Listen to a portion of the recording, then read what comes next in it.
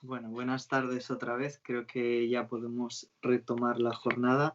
Antes que nada, bueno, como me han llegado varios correos sobre estos temas, bueno, creo que ya lo había puesto por el chat, pero sí estamos grabando toda la jornada y lo vamos a subir al canal de YouTube de la Asamblea de Derecho. Ahora mismo no me sé el nombre de usuario, pero bueno. ¿Tú qué vas a repetir? Yo, lo de Alejandro. Ah, Bueno, fallos técnicos del directo. De todas formas, como parece que hay bastante interés, pues mandaremos enlaces una vez estén subidos al canal de YouTube a las personas que se han inscrito y lo pondremos en nuestras redes sociales. También respecto a los certificados de asistencia, bueno, estamos controlando la asistencia de quienes habéis solicitado un certificado y estos días mandaremos el certificado. Bueno, ya paso con Paula. Como ya decíamos un poco en la inauguración, es cierto que, bueno, creo que alguien ha levantado la mano, así que voy a cambiar primero el formato porque podemos tener, si no, luego... A ver, un segundo. Bueno, otra vez, como antes, vamos a silenciar al resto de participantes hasta después de que acabe la intervención de Paula y empecemos la ronda de preguntas. Como decíamos antes en la inauguración, es cierto que este formato virtual normalmente, pues bueno, viene de la mano de ciertas dificultades, especialmente cuando es en plataformas que quizás no todo el mundo sepa utilizar. Y es cierto que en este caso tenemos muchas personas asistentes que no son exclusivamente, bueno, de la facultad de la Universidad de Oviedo y de la Facultad de Derecho, así que a lo mejor no sabían utilizar el Teams, por ejemplo, o no estaban tan familiarizadas con este formato. Entonces, bueno, sí que presenta ciertas dificultades, pero también ha supuesto una facilidad en este caso para poder acercar Perlora a otros entornos que en otras circunstancias habría sido muy complicado. Y por eso ahora mismo pues tenemos varias personas inscritas que residen en Madrid e incluso hemos podido realizar esta jornada y juntar en una misma tarde a personas que ahora mismo viven en sitios distintos de España, como es el caso de Paula Fernández, también conocida como Paula Leu, que es langreana, pero bueno, ahora mismo vive en Madrid. Es graduada en Historia del Arte por la Universidad Complutense de Madrid. También fue alumna de la Sorbona de París.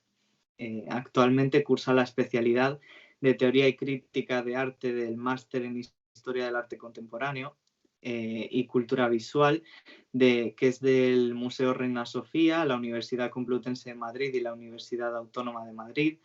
También es becaria de colaboración en el Departamento de Historia del Arte de la Complutense y colabora como apoyo en el grupo de investigación Imaginarios, Procesos Culturales en la Contemporaneidad Occidental, y también forma parte del comité editorial de la revista Expulsiones, de la que es cofundadora, y también es coordinadora y colaboradora de la revista Acta 6.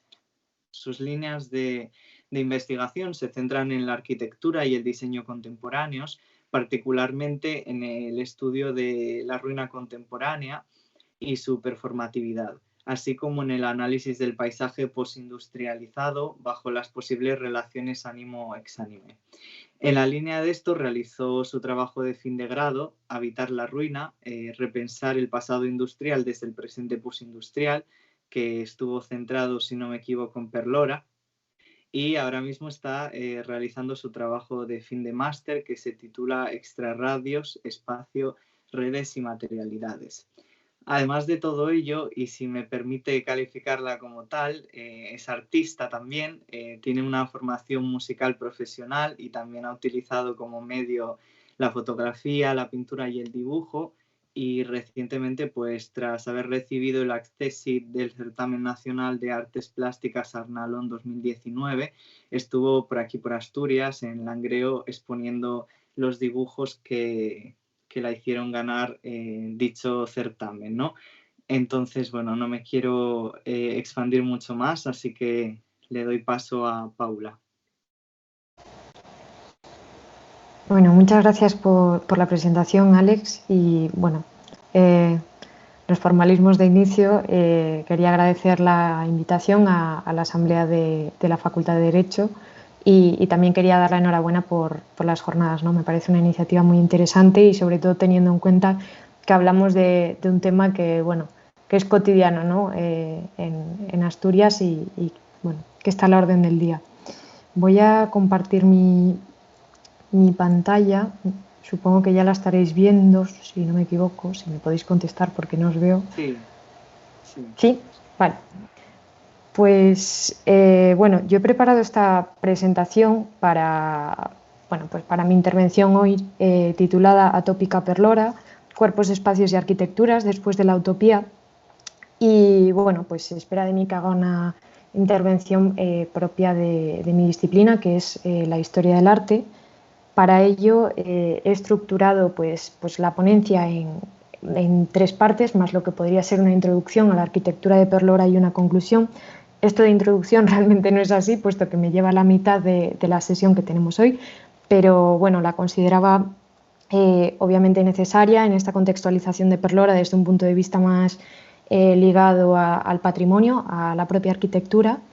Y bueno, tras ello introduciré algunos de los conceptos o de las ideas que a mí me parecen interesantes, muy peculiares de este entorno, como puede ser su valoración desde la categoría de ruina. Con ruina quiero decir su estado ruinoso y cómo esta ruina, en cierto modo vinculada a la industria como objeto crítico, pues permite analizar una serie de, bueno, pues como digo, de circunstancias muy, muy concretas y que yo considero relativamente interesantes a otras. Seguidamente hablaré del concepto atopía frente a otros. Me he decantado por llamarla perlora atópica por una serie de asuntos que luego desarrollaré. Y antes de las conclusiones, pues una relación entre cómo se comporta el cuerpo en ese espacio y con esas estructuras que son las estructuras de Perlora y que componen en definitiva pues ese enclave que todos conocemos y del que llevamos hablando toda la tarde.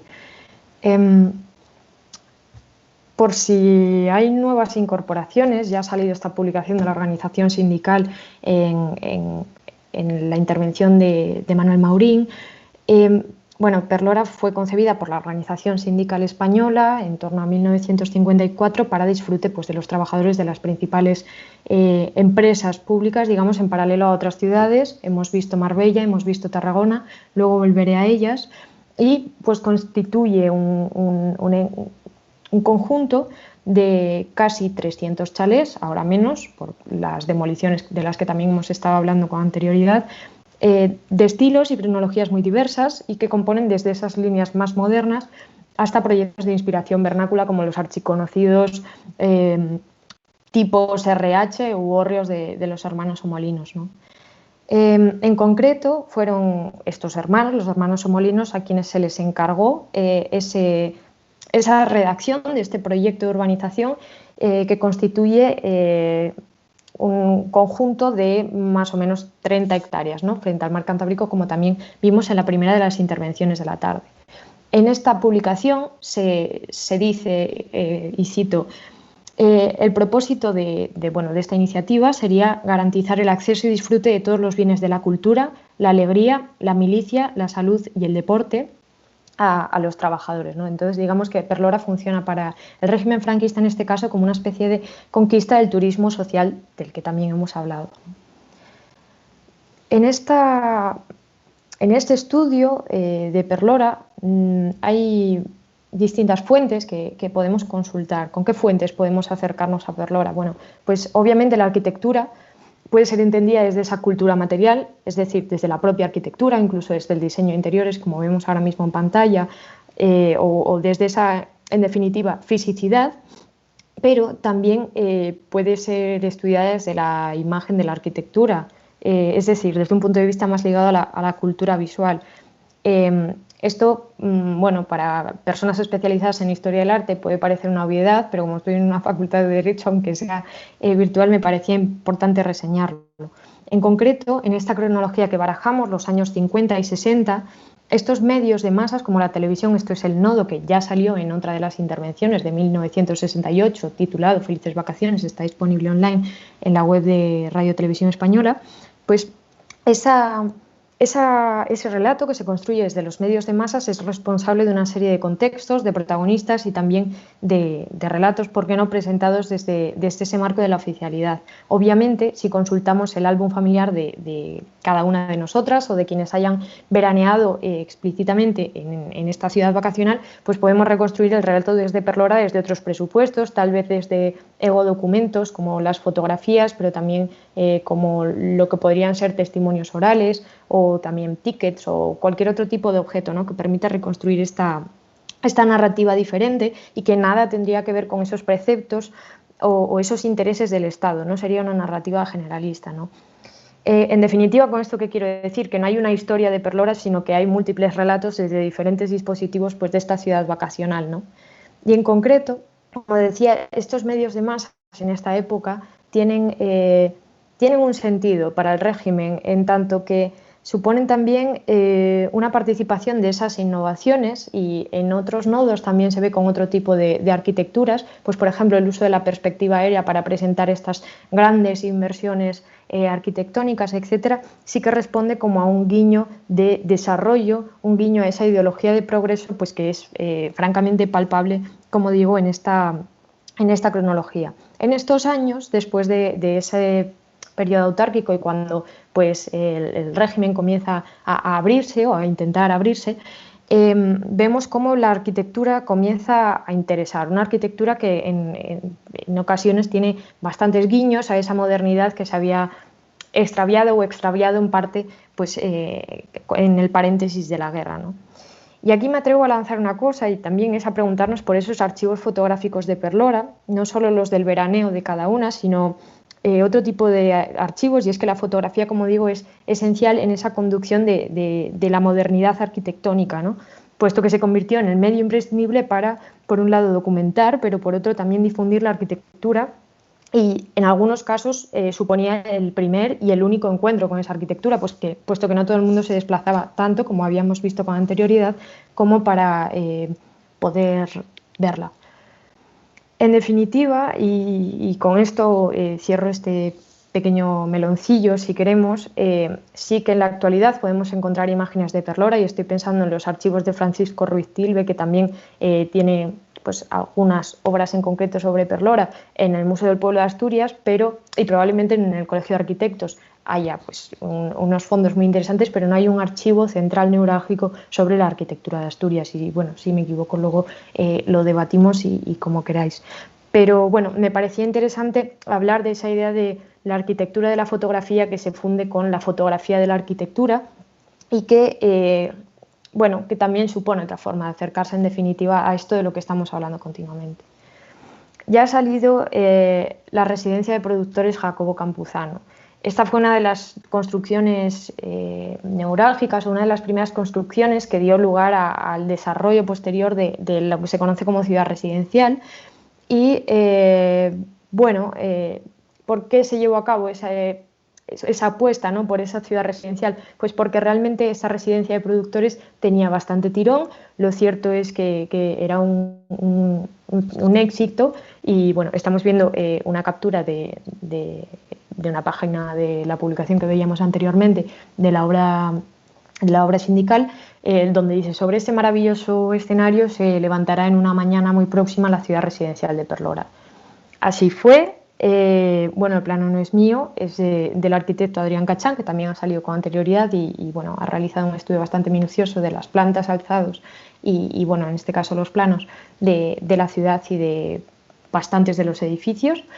Y bueno, hablábamos antes también de un conjunto de baja densidad, según ese modelo de ciudad-jardín, con otros ejemplos en Asturias, como habíamos hablado del poblado de Bustiello, y que participa de esa zonificación. ¿A qué responde la zonificación? Es decir, la distribución en un mismo espacio de diferentes infraestructuras según su propia función, ¿no?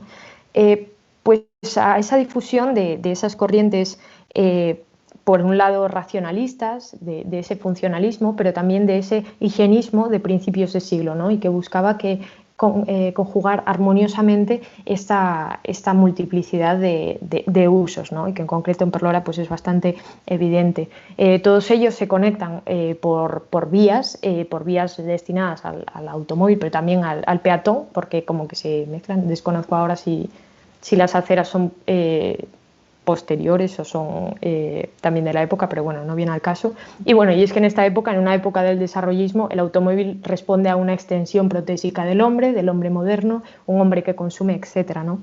Tenemos que entenderlo en estos términos. Además, antes hemos hablado del trazado de las calles, bastante sinuoso, pero en concreto, en cuanto a la ordenación, no vemos una parcelación nítida de esas pues de las inmediaciones de las viviendas, ¿no? Supongo que favoreciendo ese espíritu de convivencia, de relación y haciendo que esas zonas verdes, que también era algo pues que por entonces estaba bastante a la moda, vamos a decirlo así, aunque aquí el enclave natural obviamente tiene un peso esencial, pues tengan tanto protagonismo, ¿no? De este proyecto, bueno, aquí yo creo que se ve más nítidamente lo que estábamos diciendo, son capturas también del nodo anterior, y aquí vemos las diferentes dependencias de la ciudad, ¿no? Pues la iglesia, obviamente, el chiringuito y el comedor. Hay más, las veremos a continuación. Algunas de las dependencias, como la guardería o el teatro al aire libre, pero también una especie de proyecto que hubo de camping al aire libre dentro de una de las parcelas, se cayeron del proyecto, finalmente no llegaron a realizarse. Y deteniéndonos un poco más en la arquitectura, que es lo que nos interesa en esta primera parte de la intervención, como decía, pues bueno, estos serían tres de los edificios más representativos. Tenemos aquí el comedor, que también salió anteriormente en su interior, la iglesia y la recepción serían de los hermanos Somolinos. ¿Por qué son los más representativos? Bueno, son edificios destinados a usos comunales, digamos, y que en sí reúnen algunas de las características de, como vemos, esa recuperada modernidad, si queremos llamarla así, de los años 50 o 60.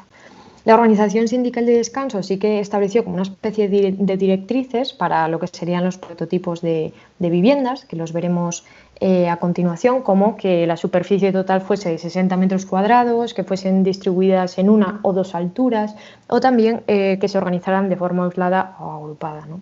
En concreto, se rastrean un total de 35 tipologías diferentes, que se replican varias veces en ocasiones. De hecho, entre 1957 y 1967 se estima que había un total de 274 chalés.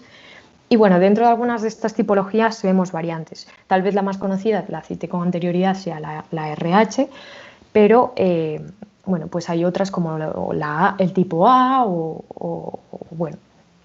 En cuanto a los arquitectos, bueno, la verdad es que tratando de Perlora y abordándola en este caso pues desde la arquitectura, hay tal amalgama de arquitectos que es un poco difícil de gestionar, ¿no? A priori el asunto.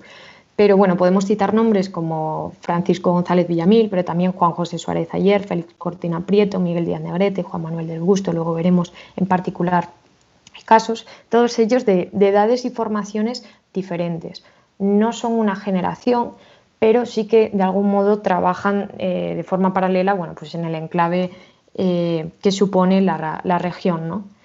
De todas estas tipologías, en concreto 3 se han perdido, puesto que se han demolido los únicos ejemplares que había, en concreto la G, la Ñ y la O. Y nada, bueno, la primera sería obra de Juan Manuel del Busto y Miguel Díaz Negrete, y ya la segunda es la Ñ y la O de los hermanos Somolinos, ¿no?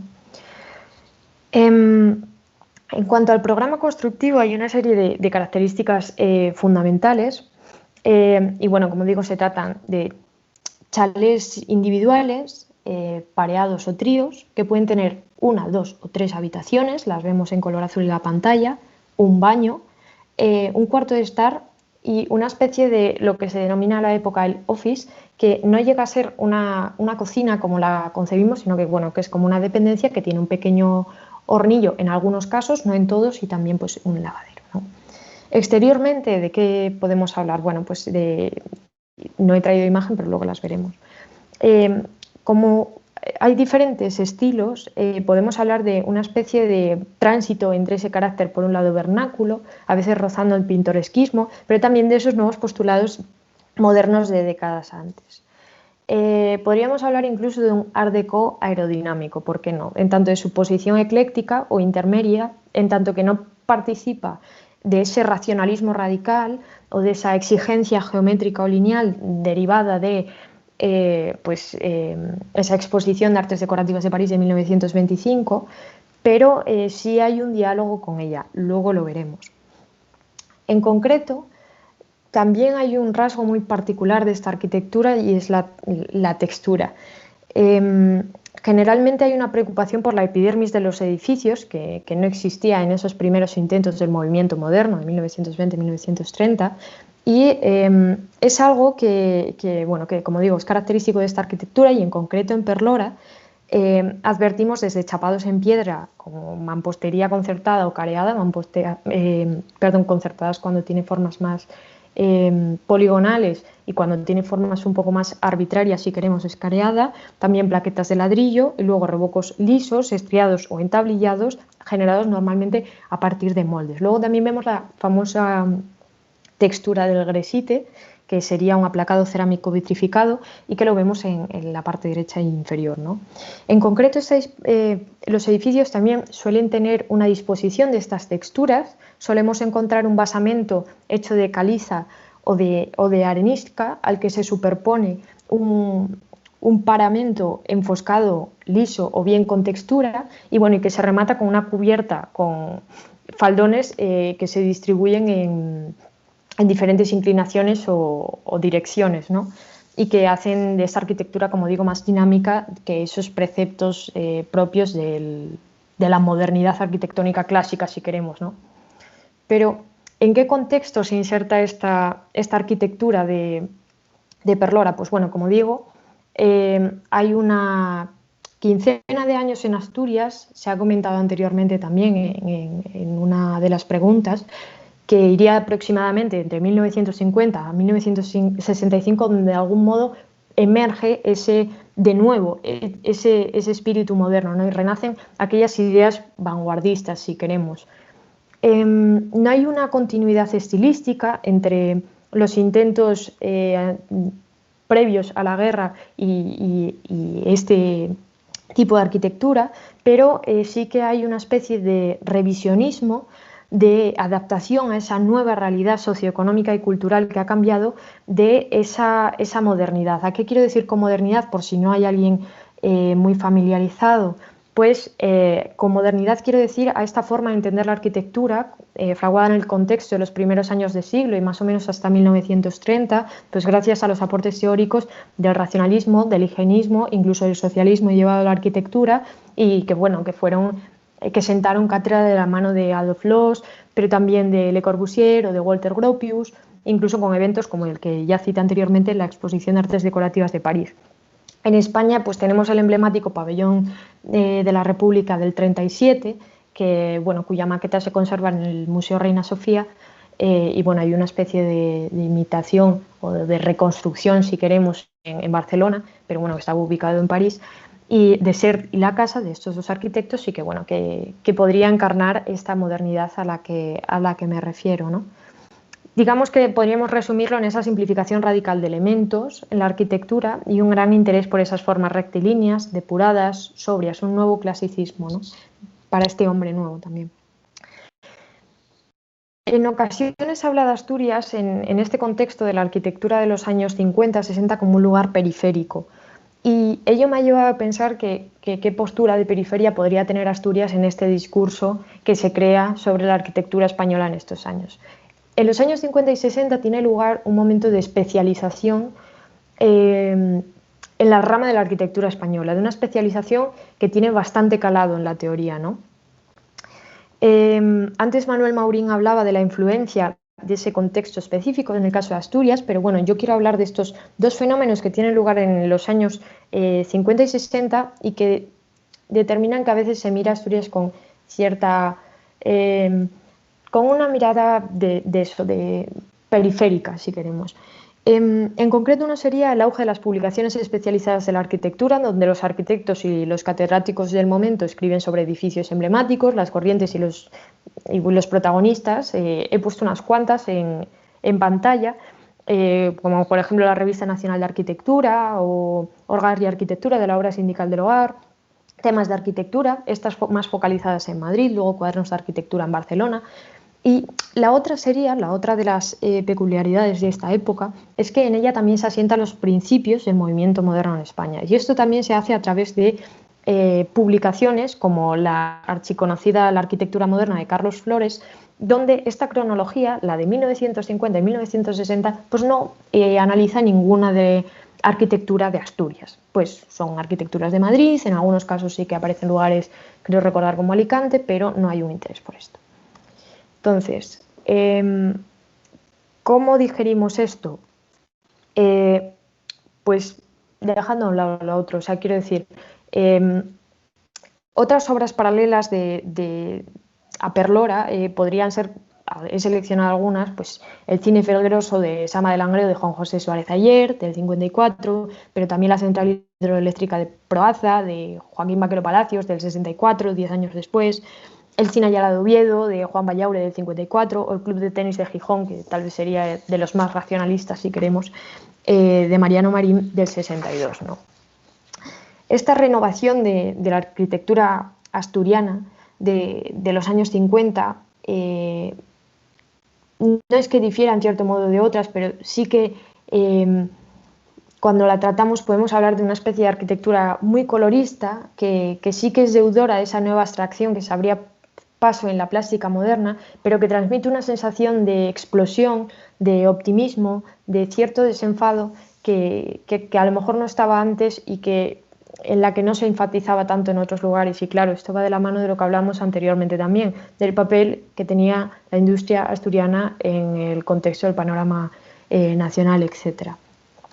Se ha citado anteriormente, y no podía dejar de mencionarlo aquí, esta publicación, Lo moderno de lo nuevo, Arquitectura en Asturias, 1950-1965, de 2014, de Nieves Ruiz y Fernando Nanclares, que está agotada en muchos lados, pero que efectivamente tiene ese capítulo octavo que se dedica exclusivamente a Perlora, ¿no? Cuando pienso en este tipo de realidades y luego pienso en ellas también desde un punto de vista más cotidiano y no como especialista, pues pienso también en la fragilidad de ese patrimonio enmudecido y en esa necesaria labor de mediación, en ese afán de reconocer y reconocernos en esta arquitectura que en muchos casos pues eso, forma parte de nuestros días y en otros pues se encuentra en estados pues lamentables y en los que no queremos participar, ¿no? Pero también sé que se están haciendo iniciativas muy interesantes en Asturias y en concreto pues hay un grupo de Facebook vinculado a esta cronología que a veces realiza visitas guiadas por si alguna está interesada y demás y que bueno, que están en la onda, digamos. Volviendo al tema de las ciudades vacacionales sindicales, concebidas como auténticas ciudades independientes, podemos pensar en ellas como microcosmos, entonces, ¿no? Armados por y para la colectividad. En concreto vemos Marbella, obra de Manuel Aymeric y Ángel Cadarso, donde evidentemente hay un despuntar de ese interés por esa arquitectura mediterránea, una arquitectura de la que además se apropiaron muchos de los arquitectos de ese primer movimiento moderno del que hablábamos, que viajaban por aquí, por alrededores y bueno, en general por el Mediterráneo, con no sin cierto exotismo de por medio, ¿no? Y bueno, como vemos, pues vemos esos muros encalados. También, en concreto, una de las construcciones más emblemáticas sería la iglesia, ¿no? Con esa forma helicoidal, que parece recordar a alminares pues propios de algunas de las mezquitas más afamadas del norte de África. Y también pensaba en Tarragona, la primera de las ciudades residenciales, si no me equivoco ahora mismo, que respecto de Perlora presenta ambas, esto es una característica de ambas, los tipos de arquitectura que hay insertados en estos enclaves suelen ser parecidos o suelen ser variaciones del mismo tipo, pero no hay una variedad formal tan amplia como la que vemos en Perlora, ¿no? Creo que es algo bastante evidente y bueno, que enfatizaré en ello. En concreto esta, bueno, por citar a los arquitectos, Josep María Monravà y Antoni Pujol, nada más.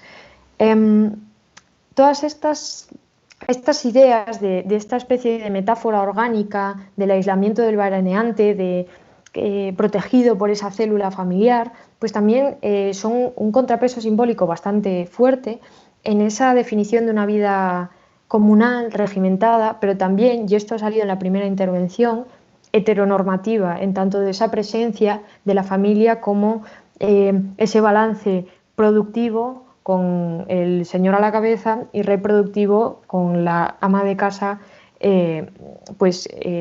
encarnada en ese núcleo, ¿no? Y en cierto modo también me lleva a pensar en ese intento de conciliar esa modernidad, pues de la mano de la arquitectura con algo más popular, en una especie de maridaje enfático del que cada uno puede extraer sus propias conclusiones, pero que también está ahí. En concreto, volviendo a Perlora, y recientemente recuperaba la lectura del Estilo del Relax, un libro de Juan Antonio Ramírez, historiador y catedrático de Historia del Arte en la Complutense, hasta su fallecimiento. El estilo del relax se lo llama estilo inventado a partir de esa experiencia de la mirada fascinada por el diseño del ocio vacacional, ¿no? El diseño arquitectónico. Y entonces él dice, la épica dura de los años 40 se diluyó en nosotros en la primera mitad de los 50. El estilo del relax se encuentra entre la nostalgia del imperio y el boom internacional. Entonces, él describe una serie de rasgos de este estilo que a mí me parecen bastante útiles a la hora de afrontar esta presentación y a través de los cuales podemos leer la arquitectura de Perlora más allá del formalismo. El formalismo sería la descripción formal o la descripción física de la arquitectura, que hemos anticipado antes algunos de sus rasgos. En concreto, Juan Antonio Ramírez dice, este estilo rechaza de algún modo ese formalismo historicista, es decir, rechaza las filiaciones formales con historicismos remotos más o menos prestigiosos, y yo pensaba que en Perlora sí que hay un intento de mímesis con lo que podríamos pensar en abstracto, por favor, una tradición constructiva o un cierto estilo ruralizante a través de esa inserción de los pequeños sillares como borbotones en las fachadas, pero que realmente, y esto es algo muy característico también de ese estilo del relax, no demuestra una adhesión particular a ningún lugar concreto. En efecto, en estos dos ejemplos que he traído, en otros este primer punto no tendría mucho sentido, pero vemos cómo pues ese estilo ruralizante podría ser de un sitio o de todos, porque realmente no hay nada que nos diga que estemos hablando del concejo de Carreño en Asturias, ¿no? Pero también detrás de esta arquitectura, una arquitectura que no es programática, es decir, que no tiene un gran planteamiento teórico que respalde cada una de las decisiones formales que configuran pues, cada tipo, hay una cierta espontaneidad, hay un cierto deseo de encantamiento, ¿no? al espectador, y en concreto en estos ejemplos de Juan José Suárez Ayer yo creo que hay ese anuncio de la vida moderna, de una vida moderna frente a una vida antigua, que en realidad puede ser algo que puede parecer contrario al ejemplo anterior, pero es que estamos hablando de un complejo arquitectónico muy, muy, muy variado y con muchos protagonistas detrás, ¿no? Que es una de las riquezas patrimoniales y estilísticas de Perlora, ¿no? Otro de los rasgos es que sería esa combinación entre prototipos estandarizados y diseños muy originales, muy rompedores. Entonces a mí se me ocurre pensar también en concreto en estos dos ejemplos de Juan Manuel del Busto y Manuel Díaz Negrete y Juan José Suárez Ayer también, en que las ventanas probablemente respondiesen a modelos estandarizados, mientras que el propio diseño de la cobertura o del envoltorio del edificio en absoluto es algo, no vamos a decir estandarizado, porque en realidad como que el diseño se puede aplicar varias veces, ¿no? Pero que no responde a ese estilo de producción industrial, con ese toque personal que tiene bastante bastante potencia en el caso de Perlora. Otra de las características, y esta, bueno, evidentemente tenía que ser ilustrada a partir de este genial ejemplo de Somolinos, es que no se toma a sí mismo muy en serio. Y efectivamente podemos entender esta especie de ironía del hórreo asturiano también como un homenaje, no es excluyente, pero es ese apoyo, como digo, en esa tenue ironía o caricatura la que la hace de algún modo divertida, porque no vamos a decirlo. Este sería todo en este primer bloque de introducción arquitectónica, pero antes, ya ha salido el nombre de Docomomo Ibérico, me apetecía citar, porque creo que es de recibo, algunas de las instituciones que están haciendo algo por esta arquitectura a caballo entre la arquitectura turística e incluso la arquitectura industrial, porque no, dado su vínculo con, como digo, con las empresas públicas ligadas a la industria de Asturias. Y bueno, como ya saben, se ha introducido anteriormente, pues Perlora forma parte del registro de documentación y conservación de la arquitectura y el urbanismo del movimiento moderno, junto con otros ejemplos como la Facultad de Medicina de Oviedo o la Central de Comunicaciones de Ensidesa.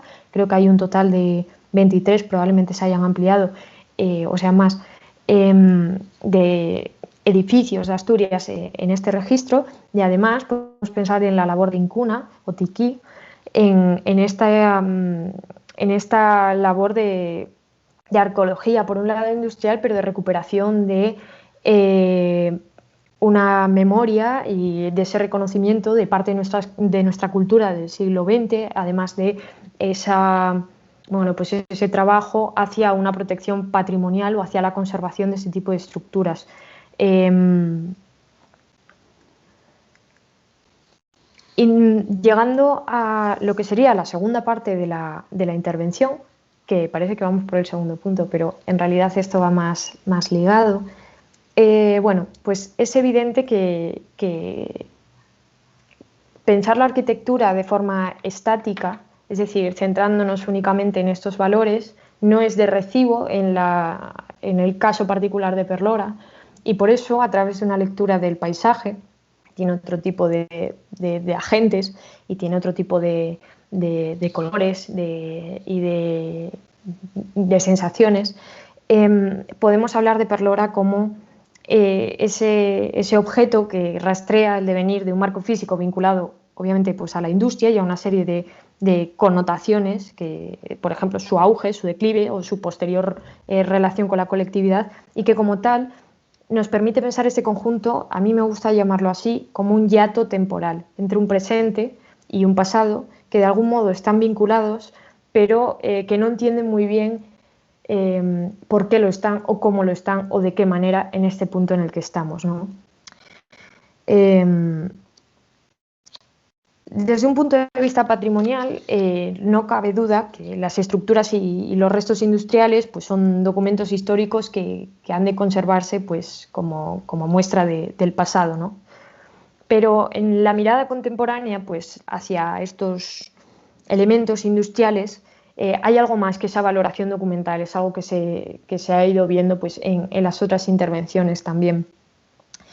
Desde un punto de vista sensible, si queremos artístico y pecando de posmodernos o por qué no de hipermodernos, esta nueva consideración de la ruina industrial, la voy a llamar ruina industrial, aunque pues no sé si el término preciso en términos de consideración patrimonial sería ruina, pero vamos a pensar en estado ruinoso. Pues como digo, hay un punto en el que tienen presencia pues, los cuerpos vinculados a estos entornos industriales que no tenía lugar en esa valoración exclusivamente patrimonial. Por ello, desde la experiencia estética sí que podemos pensar en la ruina como motivo de reflexión, más allá de esa valoración, como digo, documental.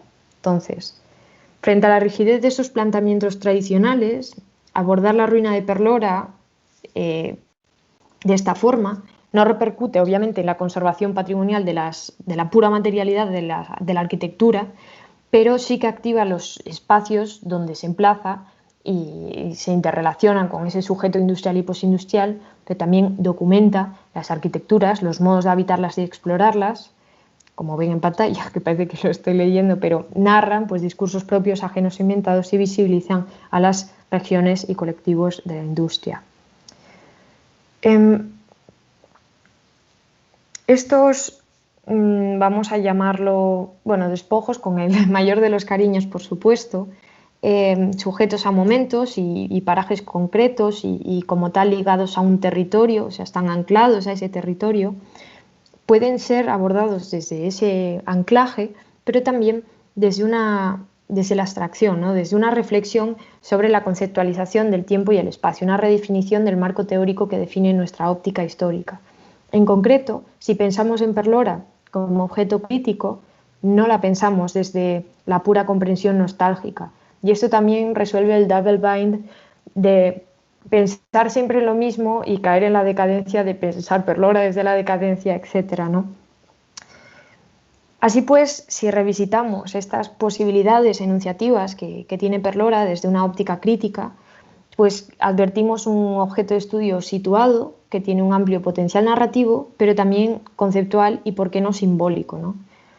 Y en este transitar las aptitudes de la ruina como objeto crítico de estudio, pues podemos, como digo, ver a Perlora como un concepto, como un símbolo, como un documento, pero por qué no también como un material artístico, como un imán discursivo o también como una experiencia estética. Bueno, pues también puede resultar una obviedad, pero el abandono de Perlora no deja de ser un fruto de la desindustrialización, ¿no? que afronta la región, pero también de sus síntomas. Y si entendemos la industrialización como la paulatina imposición de la lógica de la industria al territorio, podemos entender la desindustrialización como un proceso de periferización de la industria. De algún modo, esa tierra, ese trabajo y ese capital que vertebraban, pues siendo los factores productivos, que es decir, que vertebraban las empresas, también determinan ese territorio en el que se emplazan, y eso es algo que Perlora testimonia bastante, ¿no? Y que parece que lo clama, que lo dice. Esta ruina a la que aludimos, que evidencia esa emergencia de un pasado, vamos a decir, reprimido, porque olvidado creo que no lo está, testimonia esa no reconciliación inmediata entre pasado y presente, y por eso me refería antes a Perlora como una especie de hiato. Son archiconocidos también los reportajes como los que ven en pantalla, pues de tintes catastrofistas vinculadas a este complejo, pero también, y esto parece que está bastante en auge, pues los vídeos del fenómeno Urbex, donde bueno, pues la gente se cuela por diferentes dependencias de Perlora y da cierto morbo y bueno, nos podemos imaginar, ¿no? Entonces, esto son narraciones de ese declive, ¿no? De ese declive podríamos pensar de una región postindustrial, bueno, perdón, industrial, ahora postindustrial, ¿no? Pero estas narraciones, y me gusta pensar también en este esquema, no son la única manifestación a partir de la cual podemos acercarnos a Perlora, sino que, como decía anteriormente, pues tenemos la arquitectura, antes hablamos también de la imagen de la arquitectura, pero ahora hablemos de la arquitectura, una arquitectura que ilustra, que nos permite ver esa ruina económica también de la que hablamos, pero que también es un marco narrativo de algo más, ¿no? De algo más y de los cuerpos que se relacionan con ese espacio, es decir, un marco narrativo de la población. Esta doble función, por un lado simbólica y por otro lado escenográfica, que aglutina por un lado la crudeza de una realidad socioeconómica posindustrial venida a menos, pero también ese optimismo de una utopía feliz creada ex novo para los veraneantes de las principales empresas públicas, pues parece que forman una especie de conjunto tragicómico, que yo creo que es una palabra con la que podríamos enfrentarnos a los veranos en Perlora, ¿no?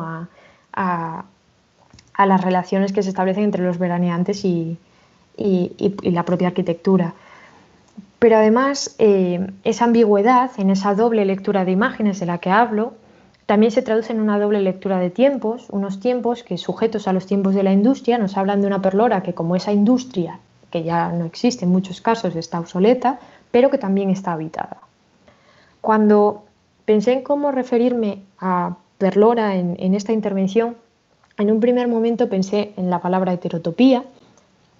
Antes Manuel Maurín utilizó la palabra endotropía, que bueno, me pareció simpático porque he llegado a este punto de la intervención. Y bueno, y es que Michel Foucault en uno de sus seminarios considera que los espacios vacacionales podrían ser una especie de heterotopías asociadas a los cortes de tiempo. ¿Qué son las heterotopías? De algún modo las heterotopías no se definen por sí mismas, sino que se definen en relación con algo. Por ejemplo, podrían existir los espacios públicos y los espacios privados, o los espacios de recreo y los espacios laborales. Y además, en el caso particular de las ciudades vacacionales, pues hablaríamos de heterotopías regidas temporales, ¿no? ¿Por qué temporales? Porque su manera de existir es más precaria, pasajera, según una modalidad que él denomina la modalidad de la fiesta, en contraposición a la modalidad de la eternidad.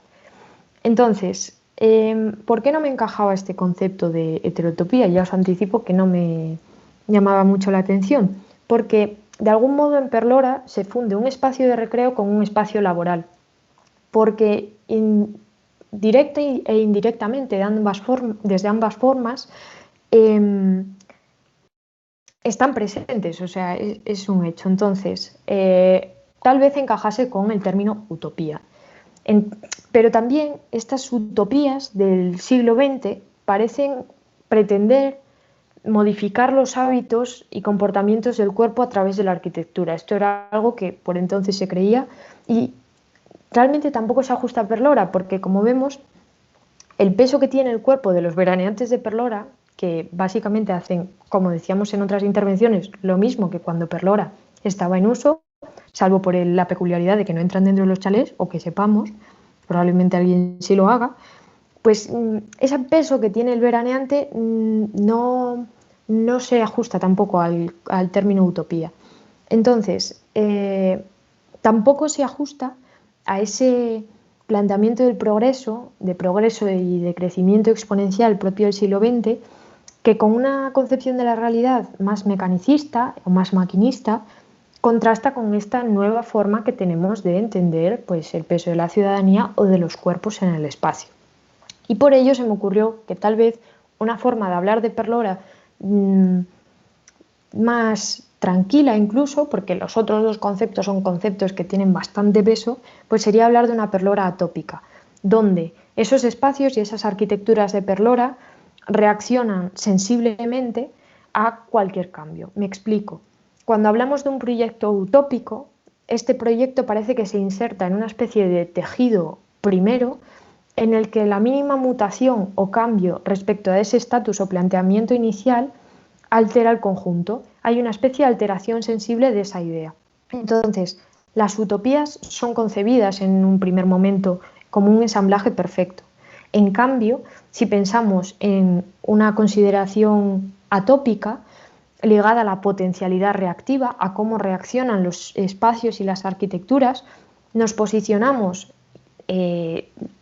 preocupándonos por los cuerpos que se insertan en ellos y también nos permite hacernos una serie de preguntas que las utopías no, como qué sentimos cuando entramos en Perlora, según este atopismo, según estas mutaciones, estas reacciones, estos insostenibles, si queremos, y también nos lleva a preguntarnos si nuestros cuerpos, ligados a menudo a esas lógicas mismas que el conjunto de Perlora, esas lógicas industriales, ahora posindustriales, son cuerpos a su vez atópicos, ¿no? Podrían ser una de las cuestiones que podrían salir a partir de este término.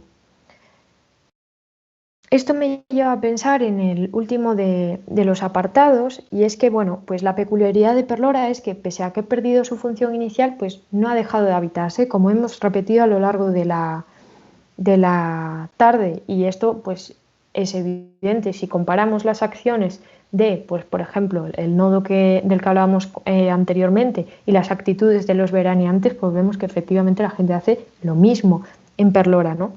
Pero ¿por qué hace lo mismo? Porque la estructura, el espacio, es aprovechable, pero también es familiar y forma parte de un orden no plenamente ajeno. Incluso mucha gente habrá veraneado en Perlora y se relaciona con Perlora con total naturalidad, como digo.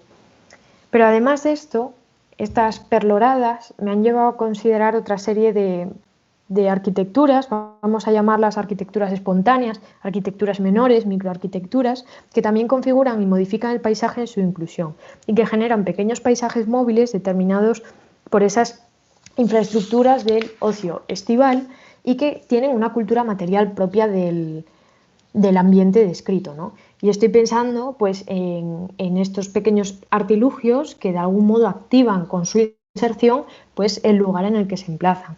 Pues, por ejemplo, como las sombrillas, las mesas, he puesto las vallas porque, como ya sabemos, Perlora está llena de vallas, etcétera, ¿no? Y son arquitecturas, microarquitecturas que además implican al cuerpo, porque requieren del mismo para tener un sentido, no son un telón de fondo, ¿no? Como el del que ahora sirve en muchos de los edificios de estos arquitectos que hablábamos al principio de la intervención. Y cuando me planteé si llamarlos o no arquitecturas, pues realmente, y sé que no es ortodoxo para la disciplina, pero la definición de la RAE de arquitectura es arte y técnica de diseñar, proyectar y construir edificios y espacios públicos.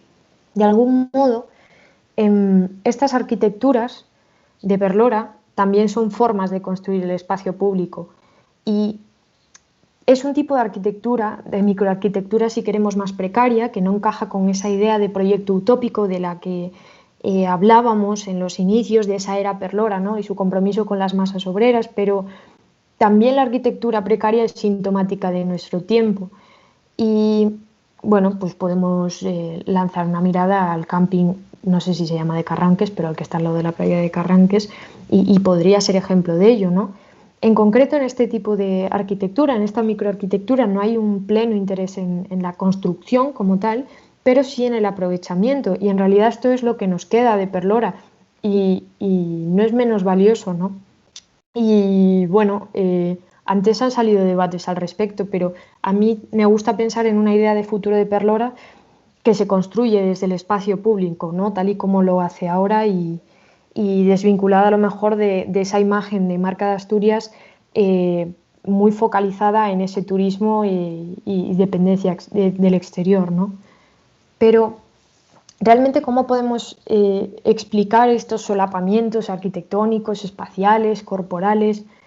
Pues bueno, de algún modo ese proyecto moderno, ese proyecto utópico que ha fracasado, porque sus preceptos ya se han visto que no han llegado a ningún lado, bueno, sí han llegado a algún lado, pero no en su totalidad, pues este fracaso es difícil de discernir en el presente en el que nos encontramos, más aún con la situación del COVID, un presente acelerado, inmerso en esa filosofía del funcional y positivista de la civilización del progreso, también alentada incluso por el neoliberalismo, ¿no? En algunos casos, no en todos.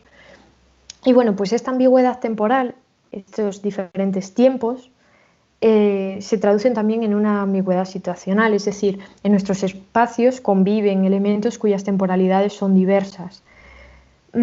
Y este estado ruinoso, esta ruina de Perlora, parece no haber logrado la distancia histórica suficiente para ser mirada o contemplada desde los ojos de la alteridad, es decir, presentada como un otro, sino que de algún modo se parece más a nosotros mismos.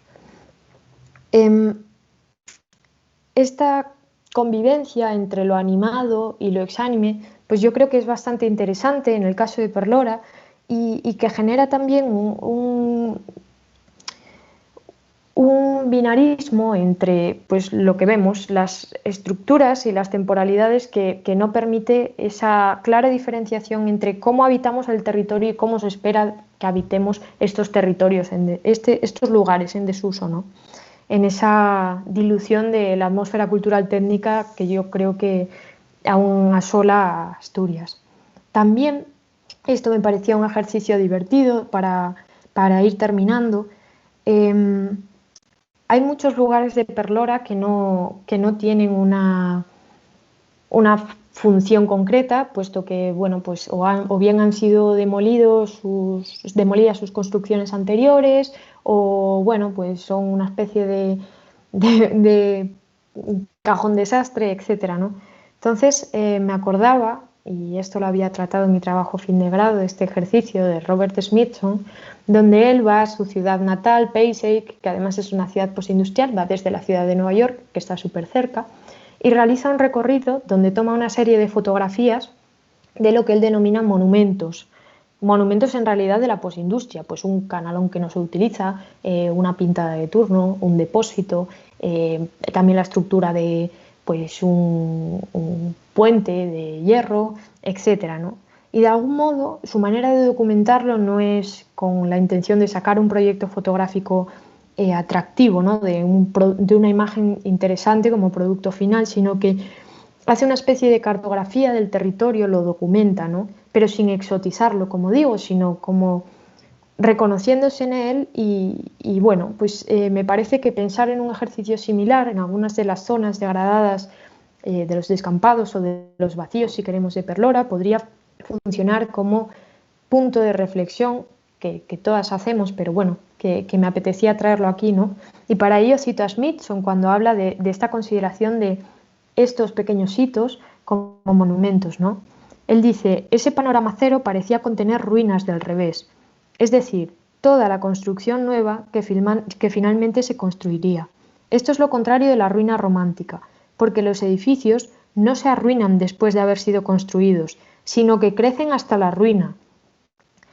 Luego habla de una utopía sin fondo, un lugar donde las máquinas están ociosas y el sol se ha convertido en vidrio, un lugar donde, vamos a decir, la compañía de turno hace buenos negocios con piedra, carbón, arena y cemento. Passaic, o Perlora, vamos a decir, parece estar lleno de agujeros, en comparación con la ciudad de Nueva York, que parece compacta y sólida. Y estos agujeros son, en cierto modo, las vacantes monumentales que definen sin pretenderlo los vestigios de la memoria de un juego de futuros abandonados.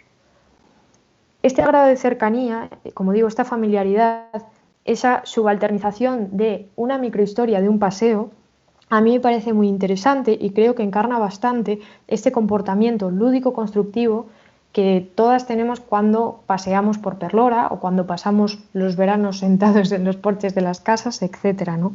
Y es que la gestión de Perlora en realidad no depende directamente de muchas, entonces como ejercicio me parecía algo atractivo.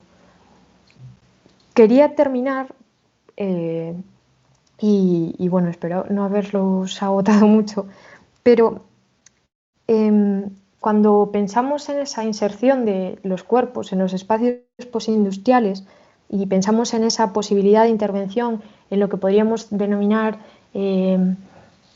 terrenos vacíos, si queremos, o esos vacíos, vamos a llamarlos así, introducimos nuestro papel, nos introducimos a nosotras mismas en esos lugares sin riesgo a que se fosilicen, sin riesgo a que caigan en una conservación ultra rigurosa y bueno, con cierto margen de recoger el cable, ¿no? si la ocasión lo requiere. Pero en concreto también este posicionamiento permite luchar contra un elemento que es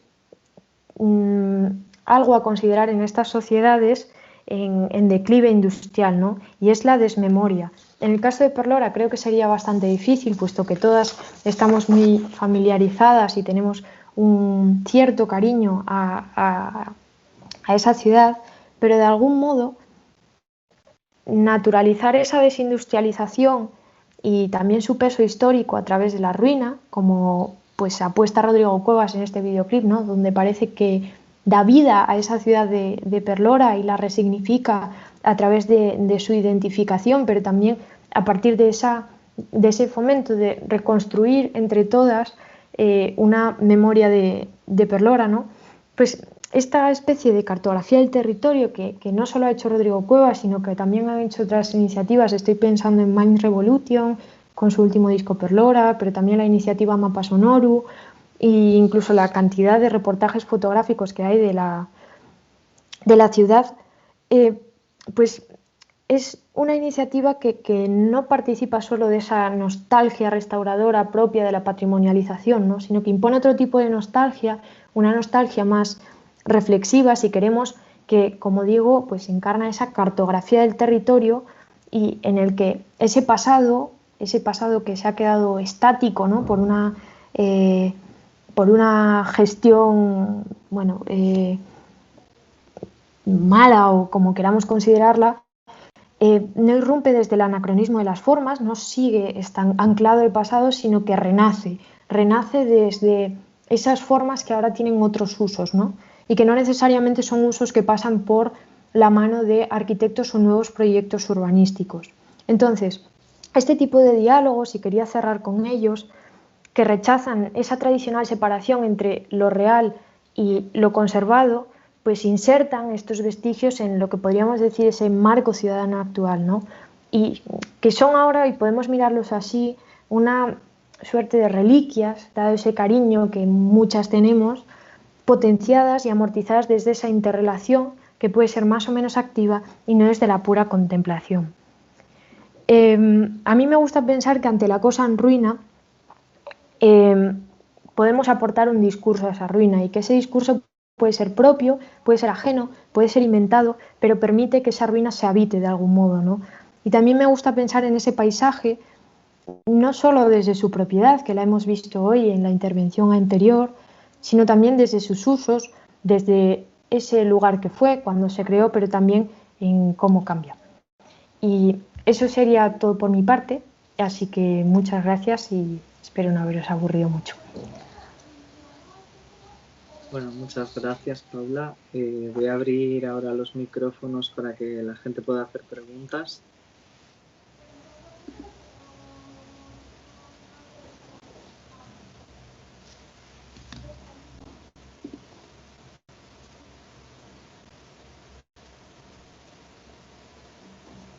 Bueno, creo que ya podemos abandonar un poco pues lo de la manita, porque bueno, tampoco hay tantas personas y están los micrófonos encendidos, así que cualquier persona que quiera hacer algún comentario o alguna pregunta.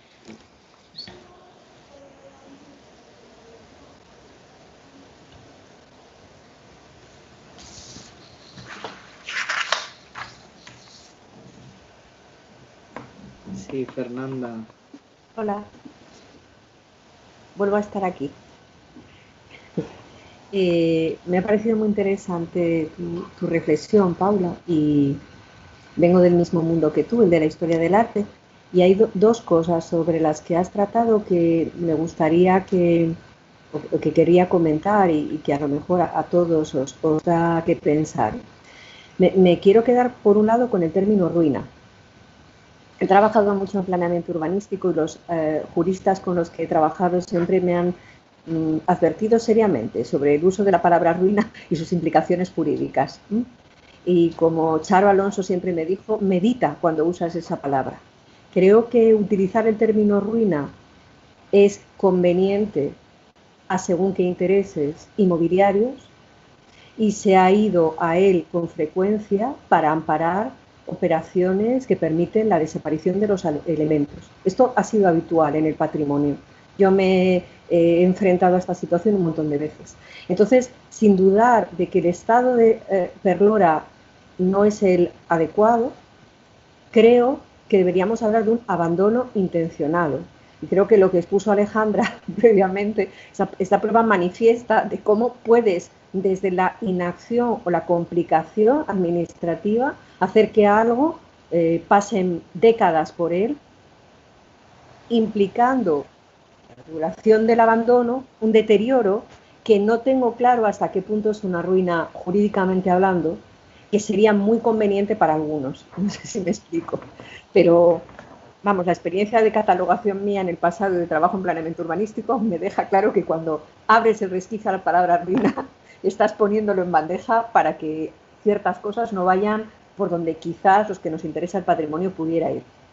Así que yo me encanta recordar que además hay edificios que están impecables, que les han cambiado las ventanas, que sencillamente están vallados, porque no conviene que percibamos que podríamos utilizarlo de inmediato, porque eso sería difícilmente aceptable, creo. Que tú puedas ver cómo esa gente que está fuera igual podría estar dentro, sin mayor riesgo de sus vidas. Así que, bueno, todo lo que tiene que ver con la ruina Claro, si nos empecinamos en seguir este camino, sí, pero ahí lo que se destruyó a propósito. O sea, yo creo que la foto que nos puso Manolo era demoledora. O sea, aquí estoy yo con mi grúa rompiendo esto y vemos que el edificio está impecable. Se destruyó porque se quiso destruir. No, yo creo que sobre este punto no hay duda posible. Y bueno, ahí lo que queráis comentar me gusta. Y luego, la otra cosa que comentabas en relación con ese modelo de hórreo, me parece muy interesante, que hablabas de humor.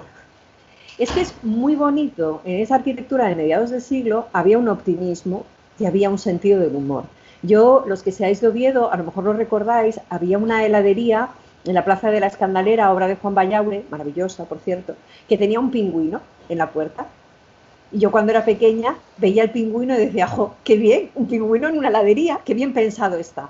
Ese humor de la arquitectura de los 50, Bayaure era en esto fantástico, pero otros, muchos de los que han aparecido también, revelaba un cierto optimismo que no deja de chocar con el clima político, pero que habla de algo que, ya hablaste de eso, es esa corriente de modernidad de mediados del siglo XX que empieza a soplar por Europa y que aquí nos llega, bueno, un pálido aliento, que es la confianza de que va a haber un mundo mejor, de que ha pasado la guerra y que a nosotros, a través de la arquitectura, nos llega esa vía del optimismo. Y por eso me choca tanto un discurso como todos esos titulares que ponías, Paula, porque es que yo me niego a que siempre partamos de una perspectiva de las cosas. Yo soy combativa, pero no pesimista, y me niego a que sea siempre la cosa de Perlora está en ruinas, Perlora se lo come la vegetación. Y digo, ojo, qué interesado, porque vas a Perlora el domingo y hace bueno, y hay niños en la tirolina, y hay gente disfrutando de Perlora. O sea que quizás aquí lo que hay que hablar es de la inercia de la sociedad y la persistencia de la memoria. Y la gente sigue disfrutando Perlora, diría, a pesar de todo. Me parece que es un canto a la conquista de la sociedad del territorio. Perlora está ahí y mis hijos no lo han conocido vivo, ni de broma, pero les encanta. Les hablas de Perlora y les parece un sitio bárbaro para ir. Y eso nos pasa a todos. Así que eso es muy importante, porque la gente se ha hecho con ese lugar. Y por eso creo que hay poco riesgo de que termine desapareciendo. Cada vez que sale una noticia de Perlora, en las redes sociales, eso arde. Porque todo el mundo tiene una sensibilidad al respecto. Así que me quedaría con que, si fue un sitio que invitó al optimismo de la mayor parte de la gente currante, yo espero cosas buenas para el futuro de Perlora. Soy necia, en ese sentido. Pero bueno, nada, era un par de reflexiones sobre el término ruina, y ya digo, como estoy alentada por los abogados con los que he trabajado, que siempre me dicen que sea muy cuidadosa. Los de arte nos dejamos sí, pero... Yo cuando utilizo el término ruina, no entiendo la ruina en términos de lectura formalista de un edificio, o sea, de una ruina, pues como decías tú, jurídicamente hablando de la ruina, sino más bien una ruina de ese proyecto moderno que aspiraba a comerse el mundo y que fuésemos pues el último bastión de eso, del hombre supremo, del superhombre si queremos, y que pues no llegó a nada, ¿no? Me refiero más bien a esa ruptura con esa lógica exponencial de crecimiento y a esa apuesta megalómana por infraestructuras que satisfacían esas demandas de progreso y que no se ajustan pues a los resultados. Entonces, cuando me refiero a ruina, no me refiero a un edificio estado en ruina, sino más bien a un edificio que simboliza esa ruina de un proyecto que aspiraba a otra cosa, ¿no? Por eso digo la lectura de la ruina como objeto crítico. Es una lectura de la ruina, si queremos, desde la metáfora de la ruina, pero no hablando de la ruina de los edificios. Obviamente yo esa lectura la hago teniendo en cuenta que mi óptica es una óptica especializada y que no necesariamente tiene que estar al tanto, aunque igual debería estar al tanto de la avanzadilla de los medios de comunicación o de otro tipo de intereses, ¿no? Pero bueno, y realmente yo sí que veo que, no creo que haya transmitido una imagen negativa de ese presente de Perlora. Yo entiendo que tal vez también por la ruptura generacional yo no he conocido a la Perlora flamboyante, si queremos, propia de esa época de bonanza económica, pero sí me parece un lugar que francamente encarna esa diversión propia, pues eso, de un periodo estival, incluso si se va en invierno se encuentra ahí una con situaciones que también transmiten cierta ternura y que sí que transmiten ese vínculo de la ciudadanía con el espacio, que es algo que por eso lo quiero analizar de esa manera, porque todo el mundo habla de que es importante, pero no se analiza y se pone al mismo nivel que la propia arquitectura que se hizo en los años 50 o 60. Entonces, bueno, no sé. Muy bien. Yo, si me permitís, desde la que estaba aquí escuchándoos, quiero subrayar un poco y aplaudir lo que ha dicho Fernanda. Además, bueno, en la mención a mi compañera Charo, pues era más que justificada, porque yo en mi intervención también empecé tratando de poner de manifiesto los problemas que tiene la polisemia, y es evidente que si cada uno se moviera solo en su mundo, es decir, si cuando hablamos de derecho habláramos solo de derecho, cuando hablamos de arte habláramos solo de arte, cuando habláramos de geografía lo hiciéramos también, pues seguramente no se crearían tantos malos entendidos que además muchas veces, como ha subrayado también Fernanda, no son casuales, sino que están ligados con ciertas ideas. Entonces, el castellano es rico en vocablos y los hay que tienen mucha fuerza evocadora, poética. La ruina, tal como nos ha presentado Paula, es que te hace soñar verdaderamente, nos ha trasladado, yo creo que a todos los que la estábamos escuchando a un determinado contexto en ese ritmo. Pero luego, la legislación, que es mucho más prosaica, justamente vincula el fin del deber de conservación del propietario con la ruina. Ahí. Entonces, es que, claro, es que es justo el límite que puede quizás desde ciertas perspectivas utilizarse. Entonces es evidente que el discurso se plantea en planos diferentes, pero también, si no somos muy cuidadosos y pulcros a la hora de establecer fronteras, y no lo digo por nosotros aquí hoy, por supuesto, lo digo sobre todo por lo que luego se lee, ¿no? Mezclando informaciones que pueden ser contradictorias, lecturas superficiales, gente que intenta aplicar la lógica a sistemas que en realidad son distintos, y luego pues es de donde viene gran parte de la confusión. Yo también quiero aprovechar, porque quizás el final de mi intervención fue demasiado simplista a la hora de decir que todo lo que tenía que ver con la conservación y la situación y el futuro de la ciudad residencial era simple desde el punto de vista jurídico. Hombre, lo es comparado con el embrollo que tienen con la planificación urbanística, pero en la medida en la que es evidente que se están intercalando distintos intereses, pues claro, efectivamente la situación, yo no sé por dónde va a salir. Los intentos que se hicieron en su momento fracasaron, por razones que tenían que ver con el momento temporal también, y eso no podía preverse, pero dos, porque quizás lo que se ofertaba, que era un derecho de superficie, una cesión por 50 años, lo había mencionado también Manuel, pues quizás no era luego todo lo posible. Jurídicamente no es tan complicado como podría parecer en un principio, porque a pesar de que está muy cerca y en suelo de costas, en realidad está catalogado como suelo urbano, por lo tanto admite una transformación más fácil. El catálogo le da también una protección que es la más liviana de todas, pero al final a lo mejor lo que se necesita es, y esto también lo comentaba Manuel al principio, un impulso más bien de abajo hacia arriba y no tanto top-down, ¿no? No sé, a ver qué podemos hacer.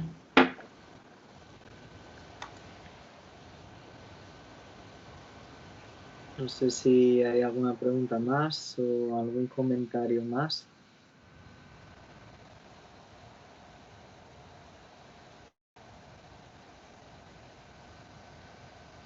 Bueno, pues entonces yo creo que ya podríamos ir cerrando.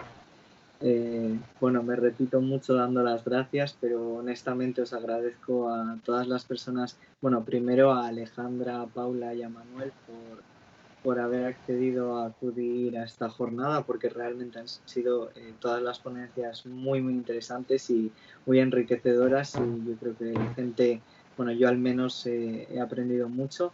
Y también, por supuesto, pues a todas las personas que habéis estado un miércoles por la tarde conectadas desde las 4 al Teams, escuchando a gente a través de una pantalla, ¿no? Así que nada, yo poco más tengo que decir. Repetir lo que ya he dicho antes, que vamos a a subir todas las intervenciones y la presentación también al canal de YouTube para que más personas que tenían interés, que no han podido acudir, puedan también verlo. Así que nada, yo creo que podríamos ir despidiéndonos.